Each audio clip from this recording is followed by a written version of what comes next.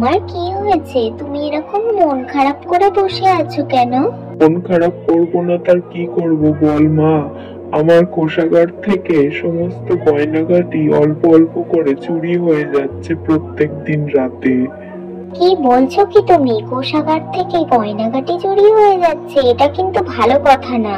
দাঁড়াও, আমি দেখছি। তুই আর দেখে কি করবি মা? প্রহরীরা দেখে কিচ্ছু করতে পারলো না, এত কড়া পাহারার মধ্যে দিয়েও সমস্ত কিছু চুরি হয়ে যাচ্ছে।